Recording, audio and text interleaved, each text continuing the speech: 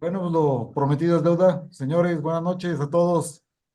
Como les habíamos comentado, esta noche viene Henry Márquez a presentarnos el tema Perú y México, intersección de Filatelia. Déjenme platicarles un poquito de Henry porque, aunque todos lo conocemos, no sabemos exactamente qué colecciona. Por ejemplo, Henry es un filatelista peruano. Él tiene especialidad en historia postal. Henry colabora como host en las reuniones virtuales de mi oficina y él trabaja como ingeniero y vive en Silicon Valley, al sur de San Francisco. Adelante, Henry, les encargo por favor apagar sus micrófonos. Bien, gracias, Gerardo.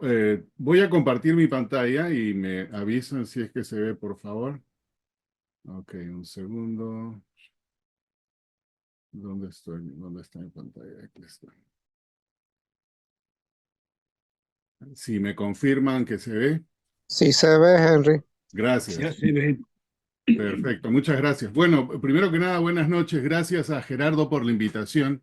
Me envió un mensaje y luego me sugirió si es que quería dar una charla aquí por problemas de trabajo. Se me hace ahora difícil inclusive ser el host en mi oficina, pero tengo ahí el apoyo de Mauricio, que es el backup de mi oficina. Entonces nosotros grabamos los lunes y los jueves, y el jueves es el día que se me hace realmente difícil. Cuando Gerardo inicialmente me dijo que era jueves, me decliné porque pensé que era la misma hora, luego me aclaró la hora y con el tiempo que tenemos de diferencia, eh, nos pusimos de acuerdo para esta. Entonces, gracias por la invitación y como deferencia especial a nuestros hermanos mexicanos, pensé que debería ser una charla que hable de nosotros dos, pues, ¿no? De Perú y de México. Y esta charla la he preparado especialmente para esta sesión y no la he presentado a mi oficina, así que la van a ver ustedes por primera vez.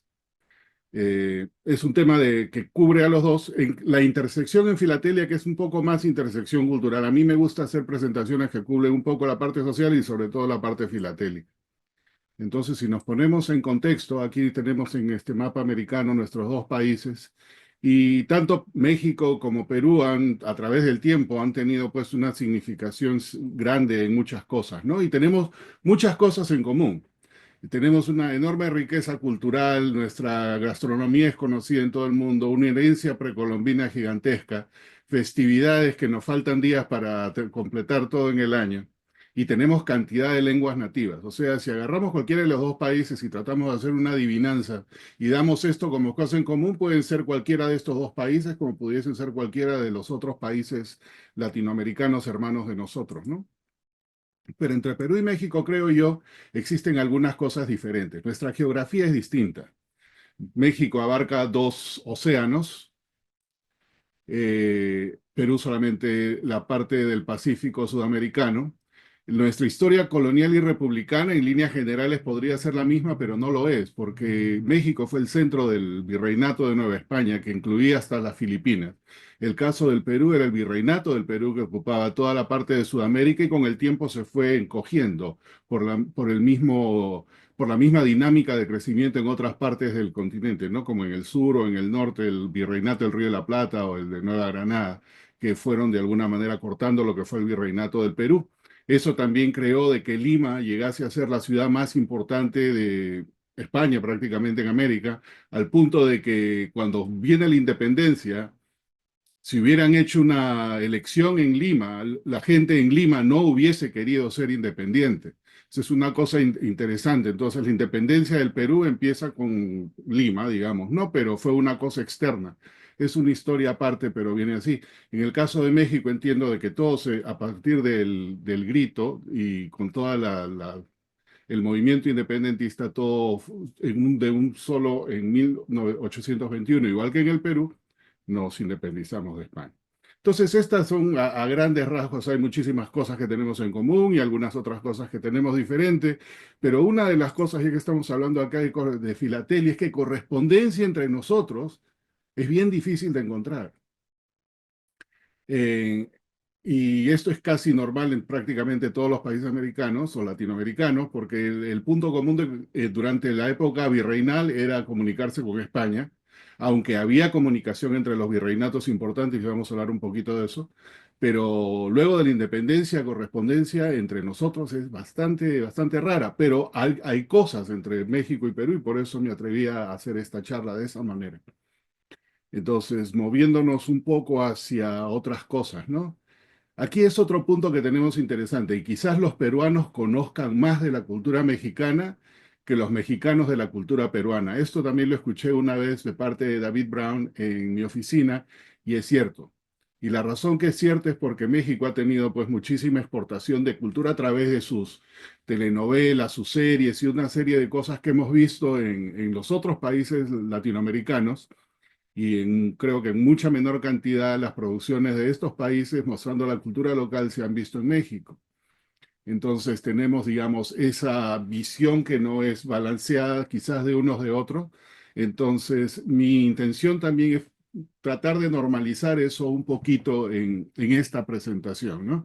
Aquí hay dos bailes que son, que si los vemos de lejos y le quitamos un poco el colorido de los vestidos, es prácticamente, uno diría que es prácticamente el mismo. Obviamente no hay música, la música es distinta, pero en el Perú es la marinera y en México que tienen tantas cosas, tienen lo del mariachi. Entonces, si sacamos esa fusión de lo que fue la cultura local, los aztecas o los incas o quienes fueran que estuvieran en cualquier punto, eso se fusionó con algo que es el ingrediente que creó estas cosas similares que no lo son, y es precisamente la influencia española. Tanto la marinera, como se ve aquí, quizás como el mariachi, y me van a disculpar porque no conozco mucho de esto, también tenga parte de influencia española en ese sentido, ¿no?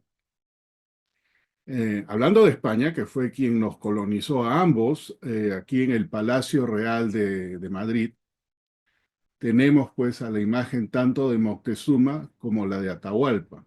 Entonces, España como colonizador tuvo una cosa diferente, creo que con los otros colonizadores de su época, que reconoció a los jerarcas de ese momento, de los territorios que tomó dentro de su posesión y que luego fueron los virreinatos, ¿no? Entonces, esto yo no lo conocía y había pasado por ahí un par de veces hasta que alguien me lo hizo notar y efectivamente en el lado izquierdo, mirando desde ese gran pasaje, se ve el monumento a Moctezuma y el monumento a Atahualpa.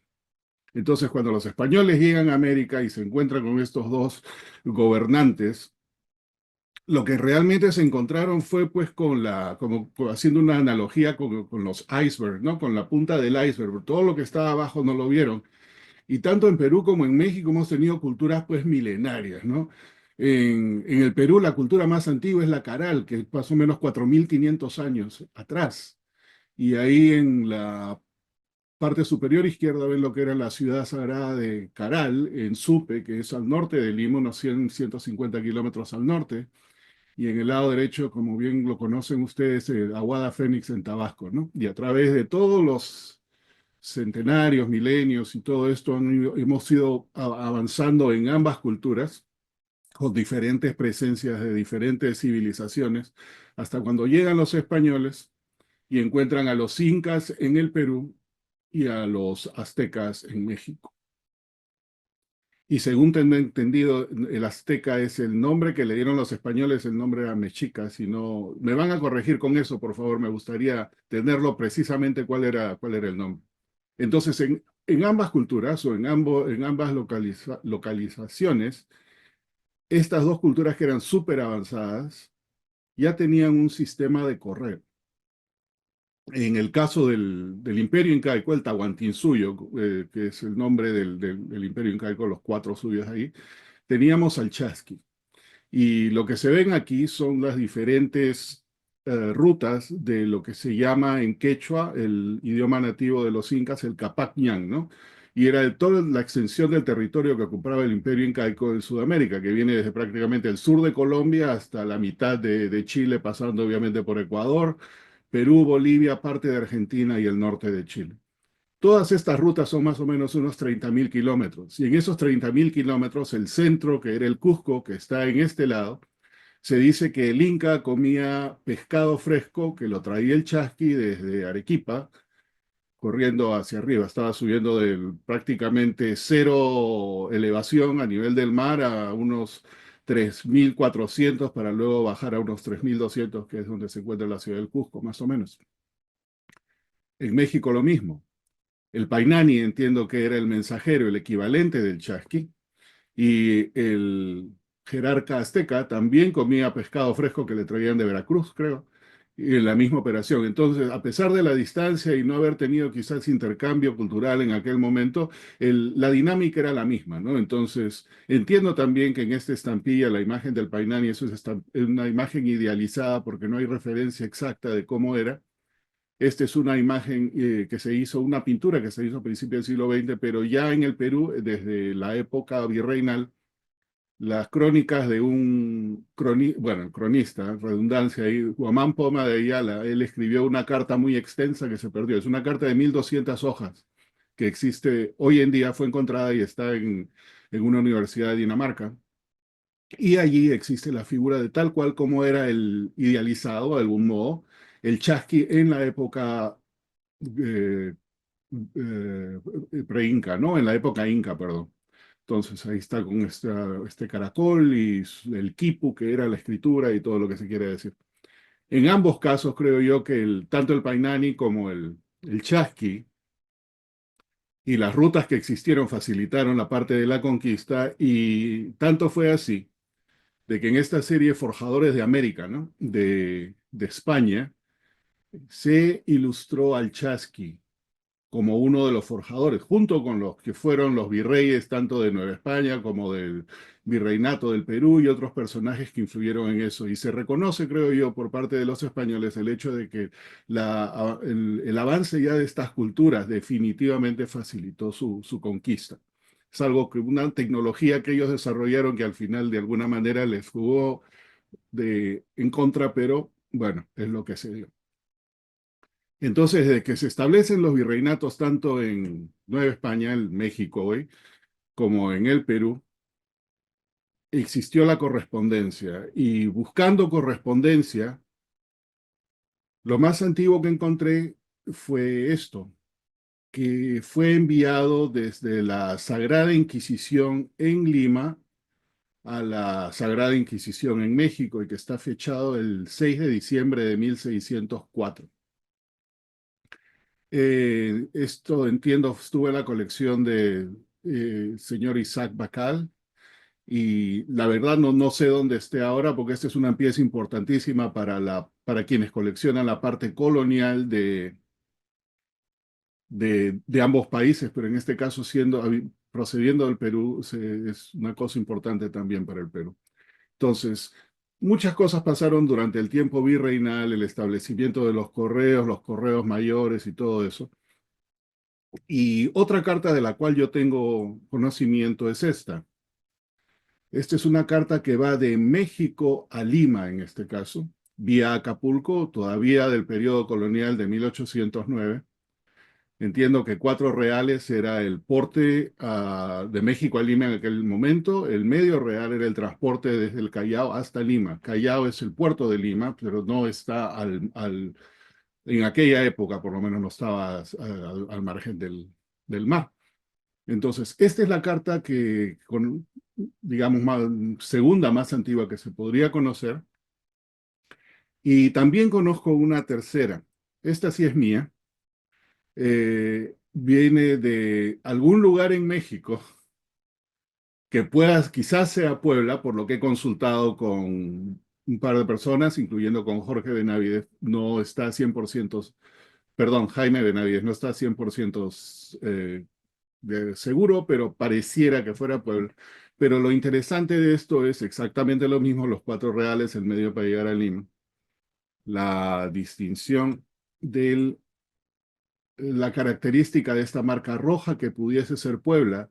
No tiene la carta fecha, sin embargo, está enviada a este señor Martín de Ozambela. Martín de Ozambela fue un prominente comerciante en el Perú. Esta carta viene vía Acapulco hacia Lima. Y fue el único en esa descendencia que se llamó Martín de Ozambela, por ello podemos estar casi seguros de que es una carta colonial. Y esto que vemos aquí muy bonito en azul con los balcones, que está a 1 cuadra de la Plaza Mayor de Lima, es donde vivía este señor, el Palacio de Ozambela. Aquí vivió la familia Ozambela, aquí es donde llegó esta carta que enviaron desde México. Una carta adicional que conozco que es de Jorge, perdón, de Jaime, me paro confundiendo, consulté con Jorge Castillo y Jaime Benavides referente a estas cosas. Pues, esta carta es de Jaime y viene de Monterrey a Lima.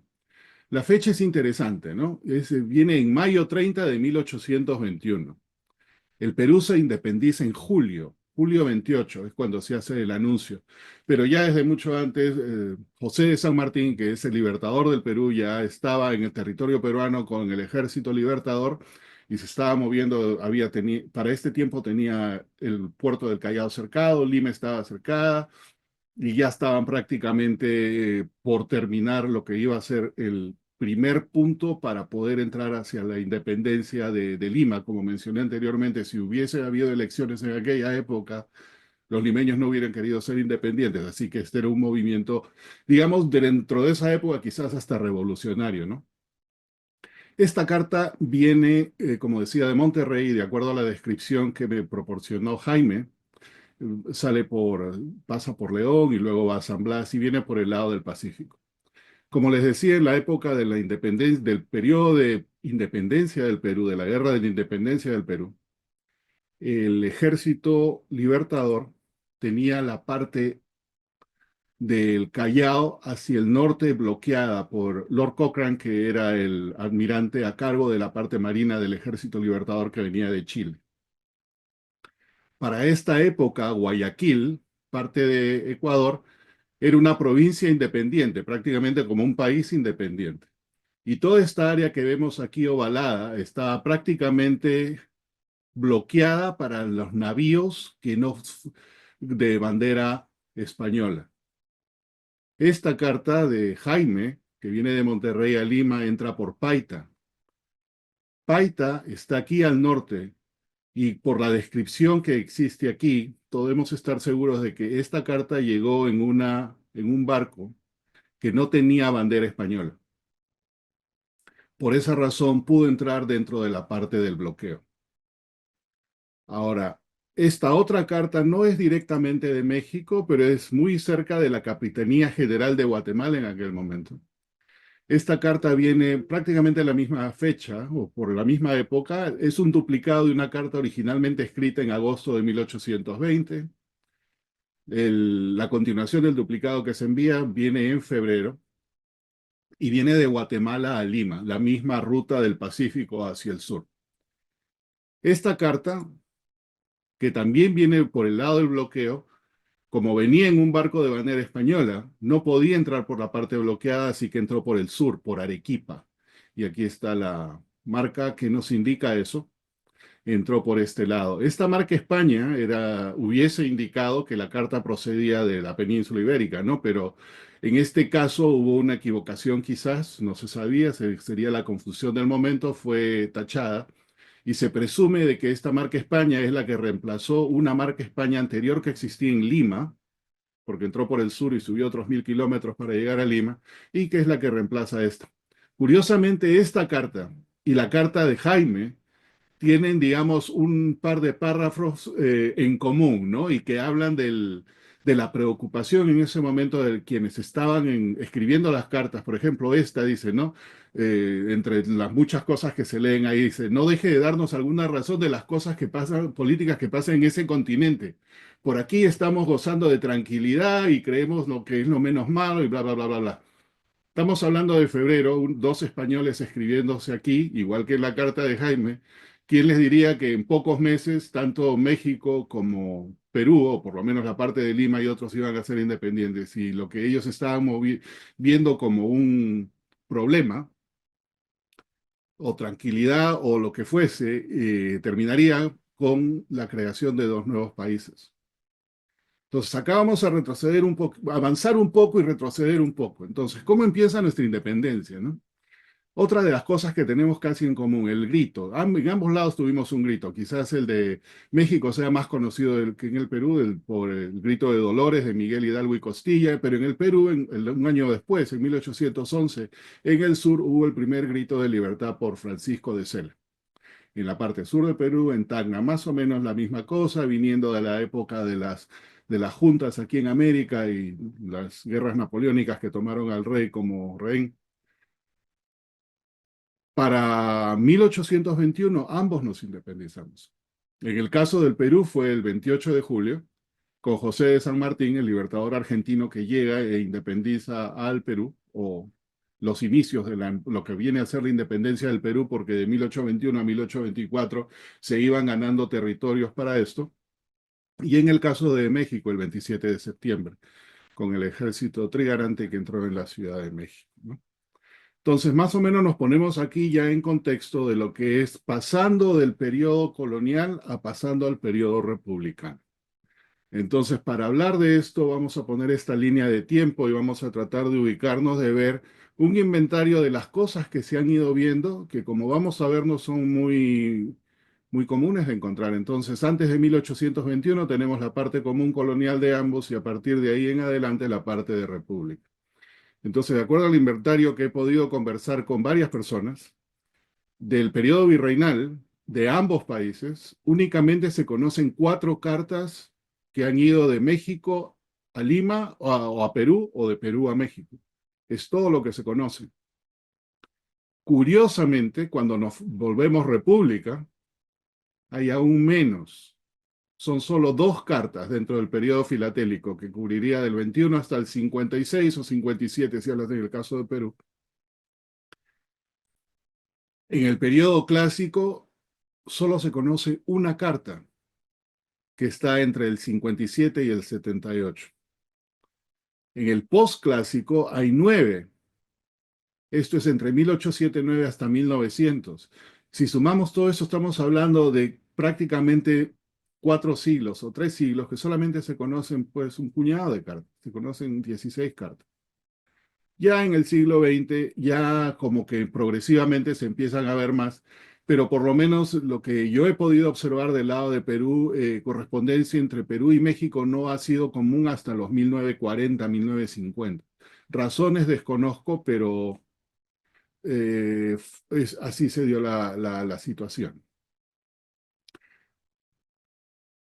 Imagino yo que en la parte de República, como es común prácticamente con todos los países no limítrofes del Perú, al no tener una, digamos, afinidad comercial u otro tipo de intercambio, las comunicaciones que quizás se veían más en el periodo virreinal ya no se ven tanto en el periodo inicial periodo republicano. Y esto explicaría una cosa, siendo las cartas virreinales muy raras entre nuestros países, son aún más raras en un inicio de las repúblicas que no tenían razón de comunicarse.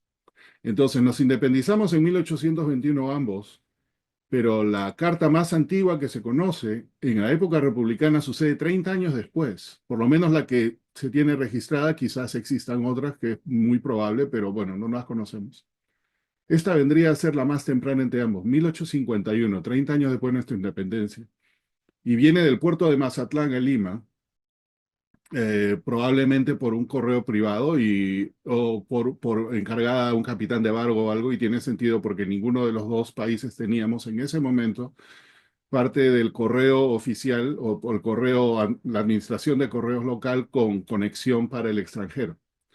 Esta marca 1 aquí significa, es una marca peruana que significa el 1 real que se cobraba de ingreso a todas las cartas que provenían del extranjero. En 1851, Perú establece la ruta marítima a través de la Pacific Steam Navigation Company, pero lo más lejano que llegaba era hasta Panamá. Entonces, o esta carta muy probablemente en Panamá, se la dieron a la Pacific Steam, que no marcaba nada en aquel momento, y llegó hasta Lima de ese modo. Y obviamente llegó y fue entregada al correo como debió ser, y de ahí viene la marca. Hay una segunda carta que es de la misma correspondencia de este señor José Gutiérrez. Eh, las cartas son de un español, creo, que vivía en Lima y se quedó después de la independencia y decidió emigrar de Perú a México. Y esta carta se le escribe a sus familiares contándoles cómo le fue. Esta que es la más antigua, habla, recién llego, me estoy acomodando, estoy con la familia tanto y todo lo demás. En la segunda carta habla de que es de 2 o 3 años más tarde, habla de que ya está trabajando y está forjándose un negocio, pero no se lee muy bien la parte del negocio. un emprendedor que fue de Perú a México en aquella época. Esta carta ya es de lo que vendría a ser el periodo clásico, sin embargo no viajó por ninguno de los correos. Estaba de Lima a Acapulco, pero por un agente encaminador en Panamá, el agente Cabrero Jorquet. Llegó privadamente hasta Panamá, no es raro, hay cartas de estas épocas que viajaban de ese modo para ahorrarse o si no para ir a rutas que eran poco usuales. Y en esta época llegar a México desde el Perú era una ruta poco usual. Entonces llega a Panamá, se le encarga a este agente encaminador que la hace llegar hasta su destino en Acapulco. Esta es la única carta que se conoce del periodo clásico, no habiendo pasado por el correo directamente, pero habiendo sido transportada por un agente encaminador externo. Para 1879, el Perú y Chile entraron, y Bolivia entraron en lo que se llamó la Guerra del Pacífico, ¿no? La Guerra del Guano y del Salitre. Y durante este periodo los chilenos ocuparon el Perú, partes del Perú, no todo. Una de las partes principales, obviamente, que ocuparon fue el Callao y Lima. Y aquí vemos el uso de una estampilla chilena en el puerto del Callao durante el periodo de ocupación. Este es para febrero del 83, ya casi al final, porque la guerra termina o se firma el Tratado de Paz en octubre. Las estampillas chilenas se usaban desde el diciembre 1 del año anterior en el Perú. Y para esta época, durante la ocupación, postalmente el Perú era parte del territorio chileno. Así que esa es la parte, digamos, postal del asunto. Esta carta va del Callao a Acapulco, paga 10 centavos, que vendría a ser el porte simple de la UPU sin cruce de Panamá.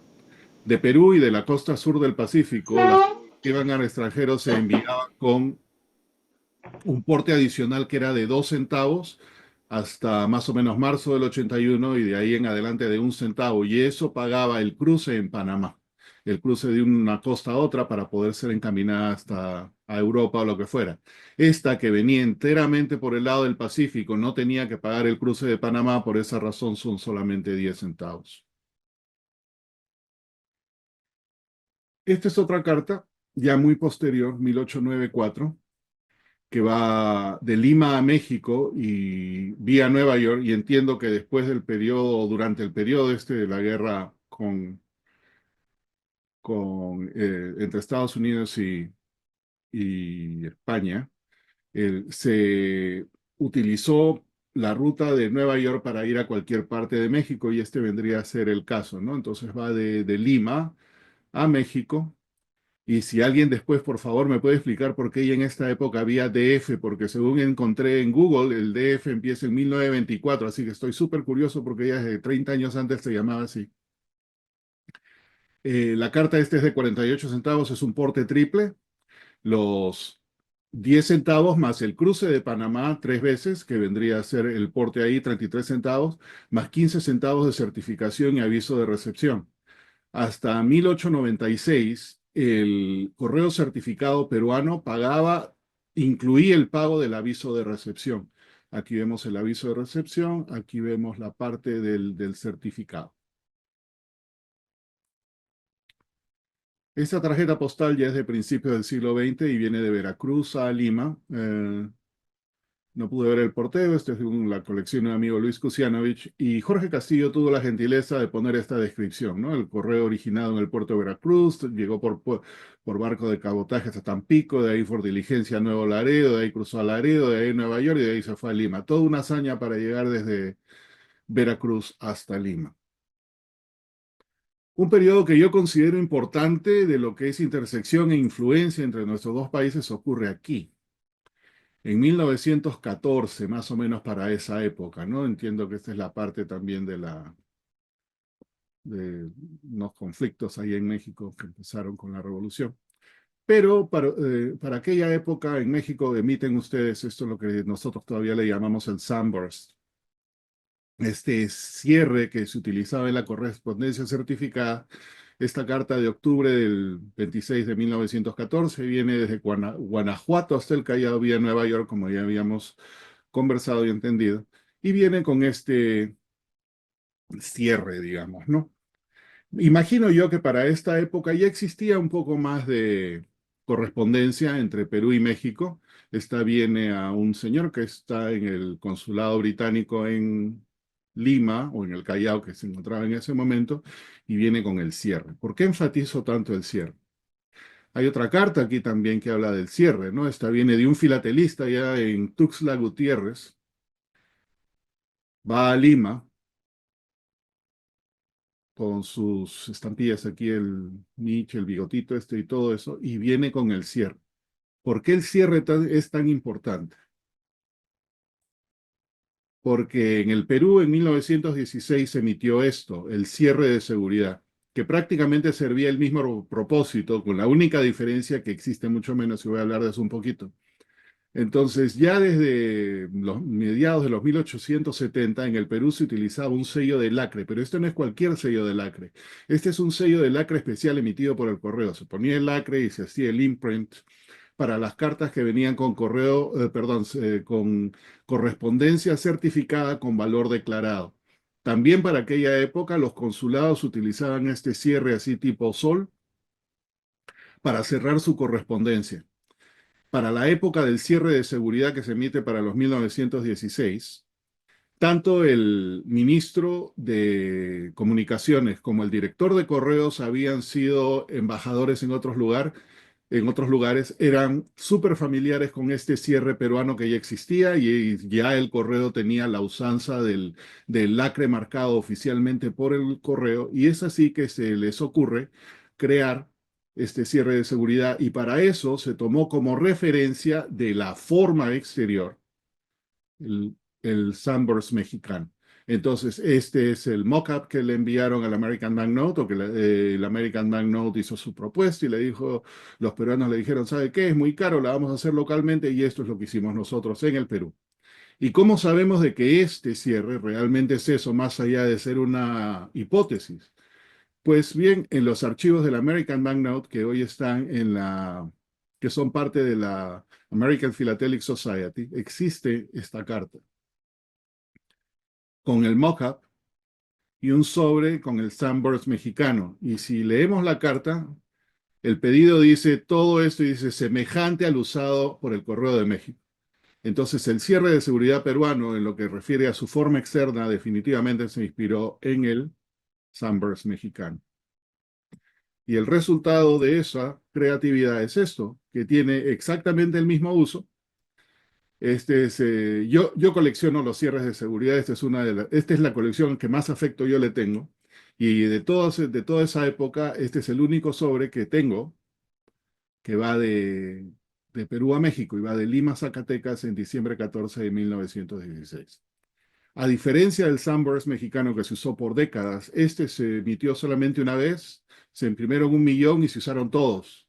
Y solamente se conocen usados de 1916 hasta el 23, pero en realidad es hasta el 19 y 20, de ahí en adelante esporádicamente con lo que hubiese quedado en sus diferentes lugares, ¿no?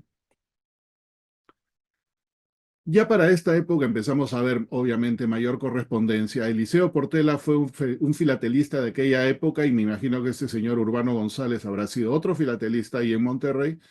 Y viene esta carta de julio de 1922 de Lima a Monterrey. En el Perú se implementa el correo aéreo en 1927. Para el 28 ya tenemos la conexión con el FAM 9 y el FAM 9 se conectaba con los otros Foreign Air Mail que llevaban la correspondencia a todas partes. Y este viene a ser la conexión del FAM 9 con el FAM 8 que va de Sudamérica hasta Cristóbal en Panamá y de ahí hizo la conexión hacia México. Correo aéreo. Este viene a ser correo ordinario, pero la misma situación va a otro señor. Me imagino que esta es una carta 100% comercial.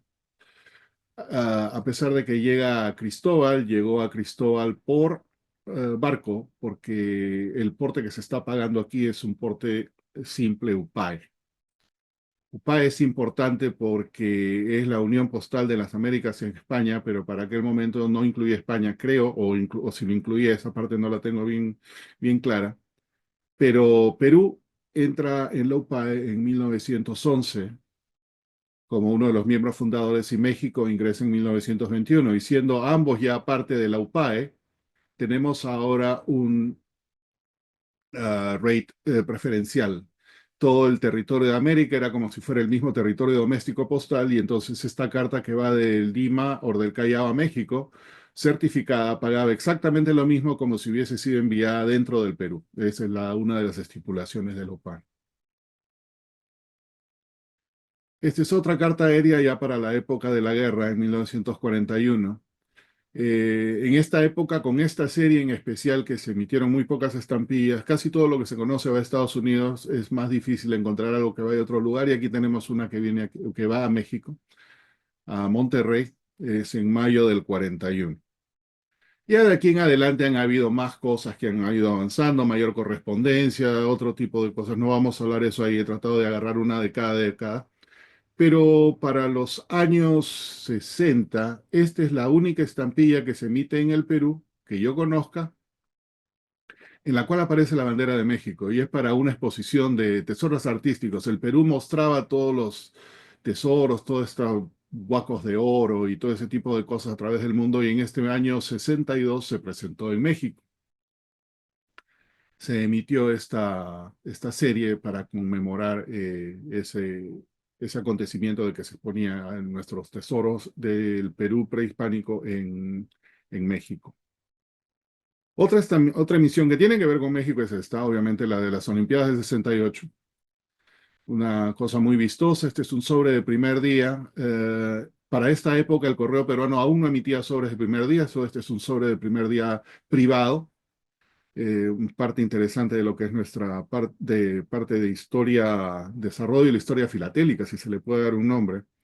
Y no sé si México habrá emitido alguna estampilla referente al Perú, pero encontré estas de aquí, esta de Filatelia por la Paz, en la cual se muestra una estampilla peruana de uno de los precursores. Este creo que es Túpac Amaru, uno de los primeros que hizo grito de libertad en los Andes del Perú, a finales por los 1780. Y la única otra que encontré fue en referencia a otra muestra que se hizo, la exhibición de oro del Perú, también en México. Si existe alguna otra emisión de mexicana que muestre algo del Perú, me encantaría saberlo, pero estas son las dos únicas que pude encontrar. Con eso quiero agradecer a las personas que me ayudaron a hacer esto. Aquí están los nombres: a Carlos Chuck, a David Brown, a Jaime Benavide, Jorge Castillo y muchos otros. Y gracias a ellos. Y también quiero agradecer, y no quiero terminar sin esto, ¿no? A pesar de yo estar tan cerca, pude recién tomar un tiempo un poco más largo de visitar México el año pasado. Y como ustedes saben, nosotros tenemos este grupo que le llamamos Mi Oficina, ¿no? Algo muy similar a lo que tenemos aquí. El año pasado nos atendieron extraordinariamente bien David, Arnulfo, Jaime, Alejandro y muchos, muchos otros, a tal punto de que cada día era una fiesta. Es una de las mejores fiestas que he ido últimamente. Y aquí les dejo un par de imágenes de la fiesta. Inclusive entre David y Arnulfo consiguieron, ¿no? Tuvieron dos trajineras para el grupo de Mi Oficina, le pusieron el nombre y todo. Y coordinaron también una visita al fantástico palacio postal que tienen allá. Coincidentemente, yo no me había dado cuenta, pero esta foto del grupo, parte del grupo que visité en aquel momento, aquí estoy yo, aquí está Alfonso, por aquí está David y otros más por allí. Lo que no había notado, que está Arnulfo, era esta esquinita. Y en el Palacio Postal de México está también justo en esa esquina el escudo del Perú. Interesante, de repente era la premonición de que íbamos a dar esta charla, no lo sé, pero ahí queda todo. Y hablando de Mi Oficina, les quiero invitar, si tienen un tiempo, nos reunimos para grabar los días lunes y jueves a las 8 de la noche, hora de Lima, que vendría a ser 6 de la tarde, quizás, no sé, o 5 de la tarde, 6 de la tarde, hora de México. Tenemos una meta algo ambiciosa, pero estamos muy cerca, llegar a las 1000 charlas. Hoy día Jaime dio la charla 733 o 34. Si la quieren ver, aquí pueden ver, este es nuestro website y este es el canal de Mi Oficina. Y con eso, muchas gracias por su atención, y si tienen alguna pregunta, comentario o respuestas a mis preguntas que di durante la charla, les agradecería. Muchas gracias.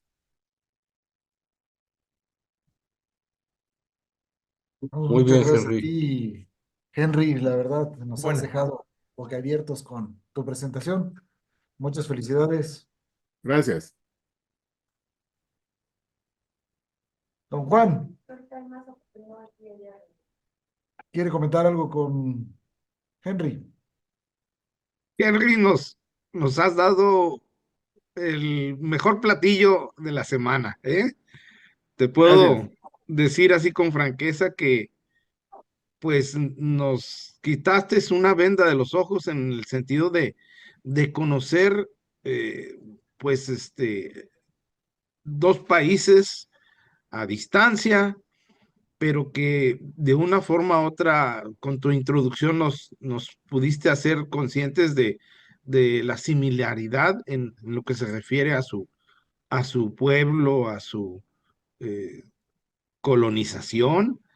Y sí, aunque no tenemos una geografía muy similar, sí nos une no nomás lo que es nuestra gastronomía, sino también hasta inclusive dentro de mi punto muy especial de vista en referencia a lo que yo desarrollo, que es la minería, Claro, pues hay un lazo muy estrecho en el sentido de ir y venir entre geólogos, mineros, etcétera, gente que actualmente yo sé que este grupo grande de nuestro país que está en el noroeste, concretamente el Grupo México, pues tiene sus asientos allá en el Southern Copper Company mm, y eso pues nos une.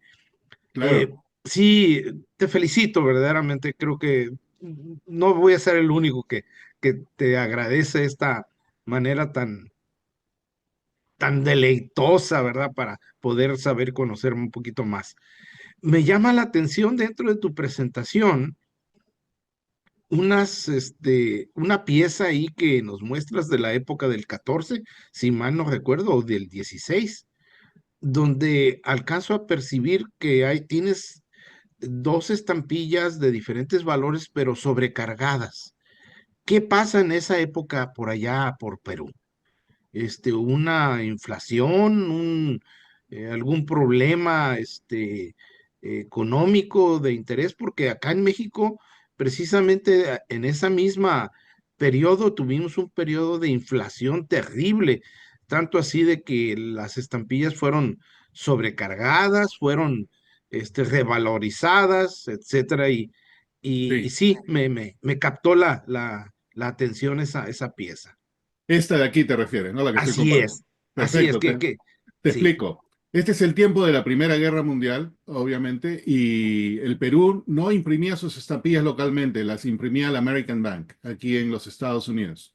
Y como ves bien, efectivamente, buena observación, todos son resellos y son resellos dentro de lo que existía porque las estampillas bases son de valores más altos. Este es 1 centavo sobre 50, este es 2 centavos sobre 4. Había escasez de estampillas y el correo peruano en esta época, en 1915 y en 1916, agarró lo que tenía en bóveda y lo reselló con valores más bajos para que sirva como distribución. Era escasez por acceso a los impresores fuera del Perú. bien, excelente. Ahora una pregunta final. Sí, claro. Mira, así a grosso modo estuve viviendo y trabajando en la parte sur de la península, que es concretamente acá Baja California. Yo estoy ahorita ya radicado nuevamente en mi ciudad natal, que es Tijuana, fronteriza con California.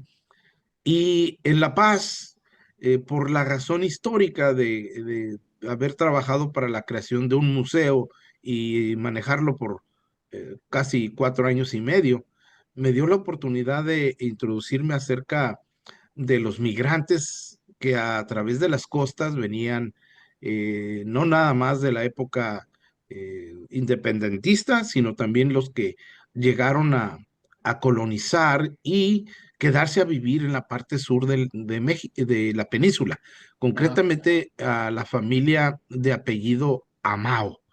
Los Amao, fueron funcionarios y a la vez trabajadores mineros peruanos y dejaron su descendencia en esta región de La Paz. Lo que me llama la atención es que fueron otros tantos más también de ascendencia peruana que quedaron acá y algunos chilenos también inclusive.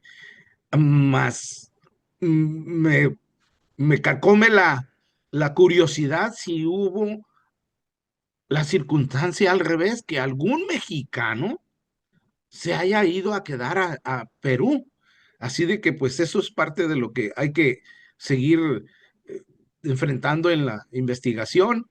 Y Ah, si da el caso de estas cartas tan fabulosas que veo que Monterrey fue un centro vigoroso de comercio con Lima y con otros así lugares es, de Perú, entonces así es. verdaderamente sobresale la importancia de descubrir por qué razón quedaron estas raíces peruanas en nuestra península y hoy en día pues ellos son los amados, son personas reconocidas con arraigo increíble en lo que se refiere a sus costumbres, que quedaron prácticamente pues como una de las más importantes migraciones, y Ajá. que en Ensenada tenemos a don Hugo Amao, que es un hombre culto en todo el sentido de la palabra. Eh, es, por así decirlo, un buen escritor y le gusta la poesía, y puedo dar razón de que son dignos ciudadanos mexicanos, pero con raíces peruanas. Qué bueno, muchas gracias por compartir eso. Gracias.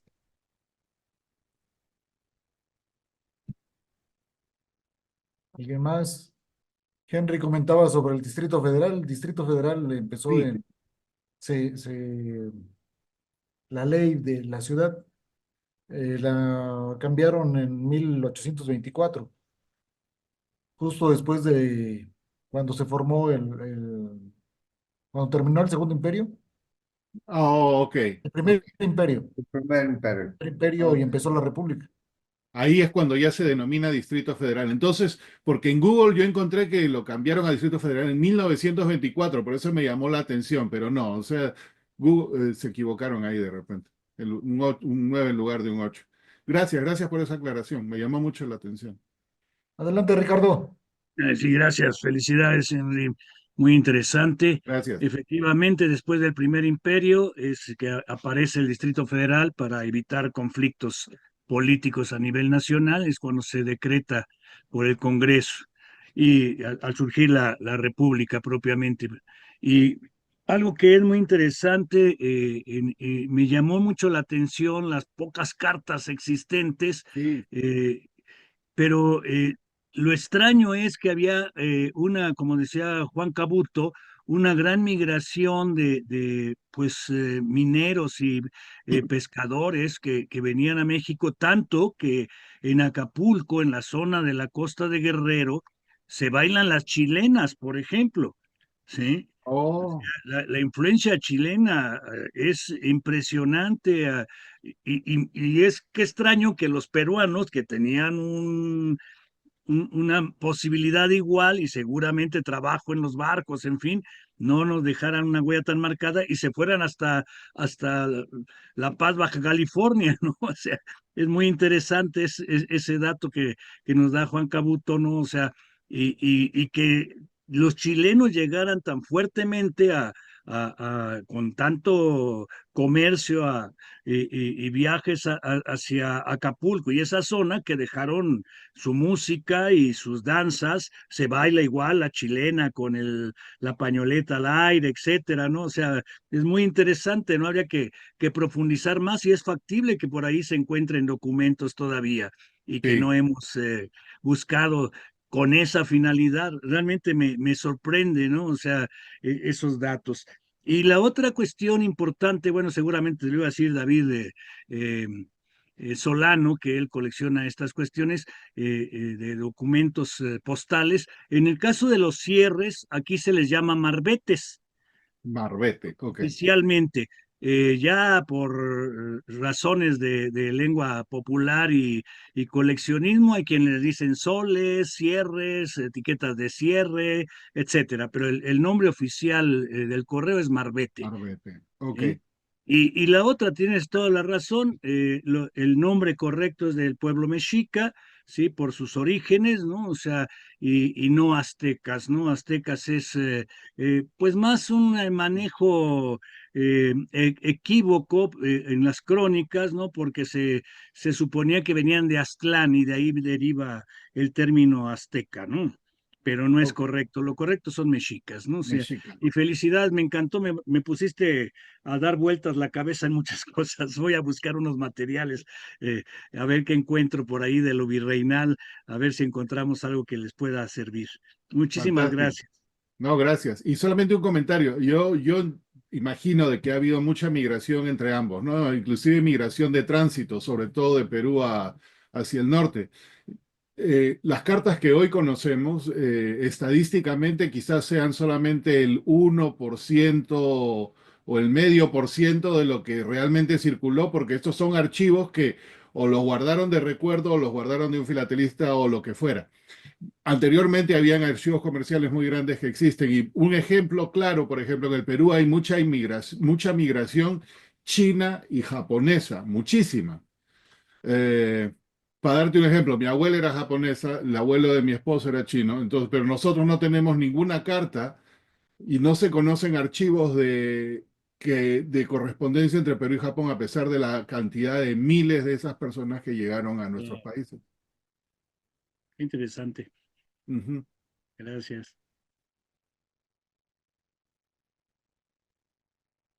Adelante, Mauricio. Gracias, Henry. Muy bonita la charla. Eso que comentaste que no hay mucha correspondencia, bueno, se conoce muy poca correspondencia entre México y Perú en las épocas las que hablaste.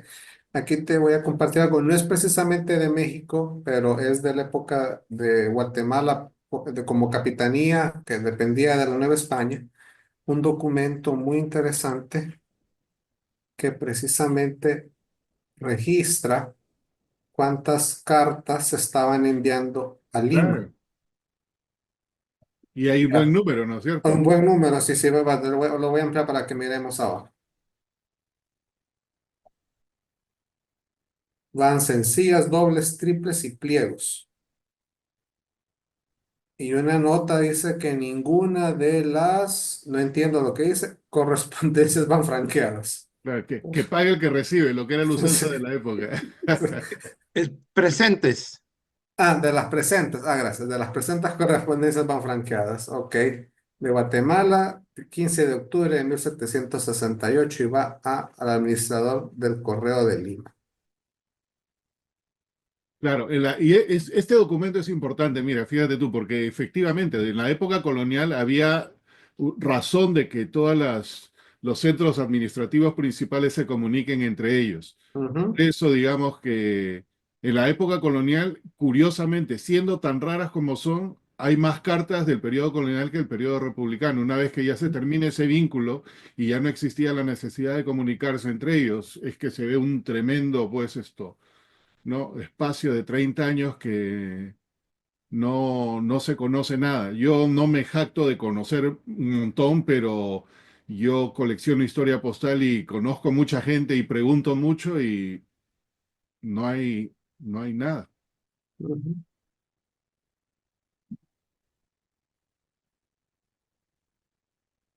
Juan José, como que hace rato estabas comentando algo, pero no te escuchamos. Sigues en mute. Ah, no. Ok. No, que me da mucho gusto ver este tipo de documentos que nos compartió Mauricio. Es que son piezas para, mm, para saborearlas. Sí, Así es. así es. ¿Algún otro comentario, señores? Aprovechando que tenemos muchas visitas. Buena charla, Henry. Gracias. Y quiero agradecer antes de cerrar también nuevamente a David, a Arnulfo. La verdad yo quiero regresar a México, así que organicen otra. Pero Henry, te traes la primer pieza, la de la Inquisición. Esa no es mía. Ah, a mí me la explicó Isaac Bacal una vez, hace 20 años. Sí, Es pues, la mejor eso es pieza una que he cosa visto. espectacular, pues, ¿no? Viene de la Inquisición a la Inquisición. ¿Qué diría adentro, no? No, pues estaban Tortúralo por preguntando de una allá, persona. jálale la pierna por el otro lado, ¿qué diría de la Inquisición? No, me explicó Isaac Bacal que estaban preguntando la Inquisición, creo que de México a la Perú, de Sí. de una persona que estaban persiguiendo informes. Ah, y Pero en esa época era bien, en una época imagínate el difícil, tiempo ¿no? que tardó en llegar a Perú, que contestaron y volvió a llegar a México, pues yo creo que ya 2, 3 años. Y el tipo detenido ahí todavía. Nítido. Pues sí. Cierto, ¿verdad? Porque existe el Museo de la Inquisición en Lima, me imagino que de repente en México igual, y uno entra ahí y se ven unas cosas, pero que el que sobrevivió a eso era Superman, pues, ¿no? Adelante, Ceci. ¿Quieres Sí, comentar sí. algo? Sí, bueno, yo quería agradecer muchísimo esta magnífica presentación, que sobre todo me gustó muchísimo porque en un mundo con tanta división y tantos conflictos y tantas diferencias, el presentar algo en donde se hace hincapié y se subraya las coincidencias, me parece que es alentador, primero que nada. Y Gracias. entonces yo te felicito por ese acercamiento de buscar lo que une y no lo que separa, primero. Y después también decir que, bueno, yo de Perú no tengo como lazos, pero bueno, la flor de la canela, ¿quién no se la sabe aquí en México? Completa la Claro, letra y todo, ¿no? O sea, quizás los bailes desconocemos, pero el cóndor pasa, ¿no? Creo que también es peruano, pero la flor de la canela, la letra que es larga, pues yo sé que muchísimos la reconocen y saben partes, ¿no? Entonces sí hay ese vínculo también, sí, de canciones, ¿no? sí, sí. Muchas gracias y me has hecho acordar una cosa, cuando estuvimos ahí en las dos trajineras, eh, Jaime Benavides llama a uno de esos botes que están los que tocan con marimba, ¿no? Entonces, y nos puso, estábamos, ahí lo vi a Sergio por ahí, creo que está, no sé, Sergio y yo, ahí está Sergio Recuenco, peruano también, estábamos nosotros en la trajinera, Jaime pone la otra trajinera acá y nos tocaron Finestampa, que es casi como la flor de la canela. Sí, Hasta ahí en Xochimilco nos estábamos, la sí. fusión de las dos cosas, ¿no? Sí, y bueno, y también me llamó mucho la atención lo del en el Palacio en Madrid, que están las dos figuras, esa estampa de dónde están colocadas, aparte casi Así es. simétricas, es extraordinario, ¿no?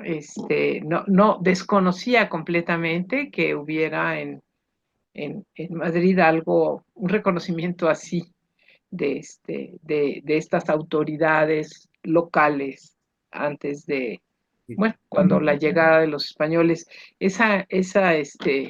Esto me encantó.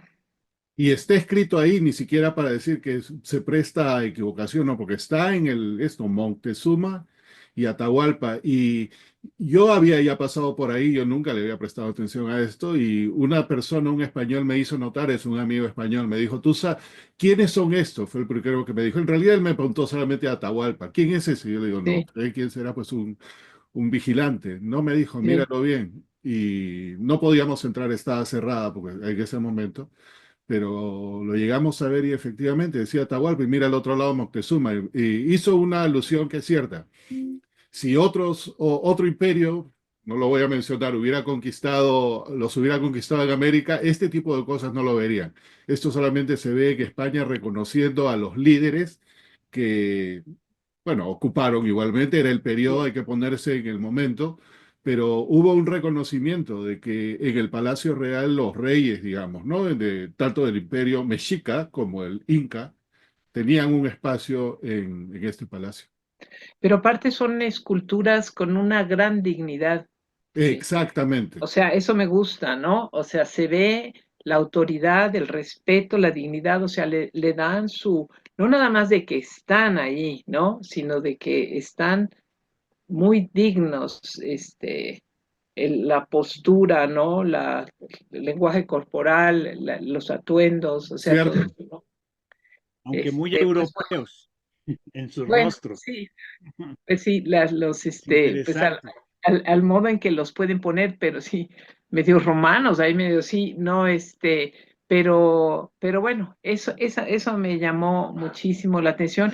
Y también me llamó la atención de que tan poca correspondencia, ¿no? Que Sí, se me hizo extraño. Y del primer timbre, pues me gustó que se parecen, ¿no? En cierto modo, ¿no? El de México y que llevaban el pescado. Bueno, yo no sé cómo no les estallaba el corazón esos que iban corriendo. Claro que hacían relevo, ¿no? Pero que empezaban sí, a nivel cero, a nivel del mar y subían, ¿qué? 3,000, dijiste 3,400 sí. metros. Para cruzar de la costa a los Eso, Andes peruanos hay que subir más de lo que están las ciudades, o sea, subían o hasta más sea, o menos subir y 4.000 luego metros. bajar. Sí, Esa similitud también me dejó, bueno, todo lo que dijiste me encantó. Estoy esperando que la edición, bueno, el reporte, la grabación que hace Gerardo para volverla, mira, de verdad, la estoy esperando para volverla a escuchar con cuidado y ver lo que expusiste y gracias. Sé que dijiste que es un día difícil, ya me imagino, un jueves terrible, pero doblemente eh, te agradezco yo personalmente. muchas gracias.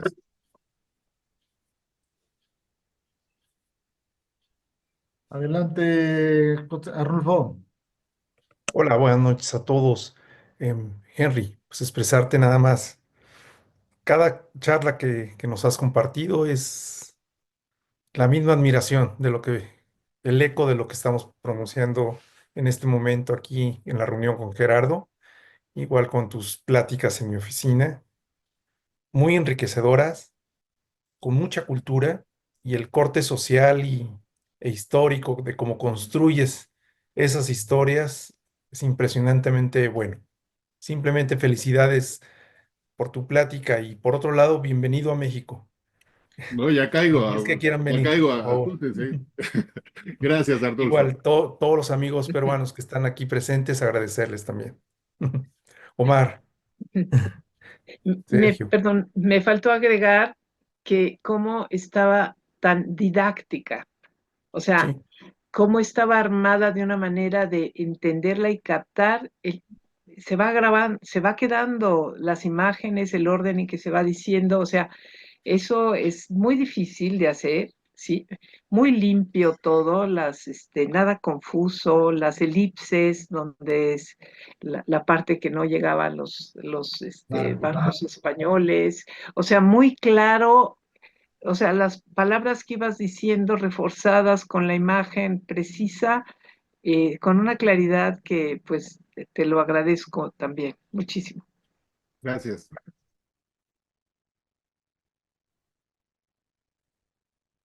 ¿Algún otro comentario, señores? Solo para aportar, Henry, como mencionaste a Cochrane, Lord eh, Cochrane. Lord Él también Cochrane, estuvo en México, pero no sé qué hizo por allá. pero no, bueno, sí, pero lo interesante es ver la lápida de él en Westminster Mm, y tiene, bueno, hay cuatro escudos bueno, cinco con el de su familia, pero él está el escudo del Perú. fíjate tú. Entonces, si ver los otros, porque por lo visto él estuvo en Chile, Brasil, Grecia y Perú. Sí, sí. Brasil, sí, Grecia no sabía. ¿Y qué hizo en Grecia? Mire, no, pero eso servicio a los países, pero aquí está el de Grecia, está al otro lado, aquí está el de Grecia, Sí.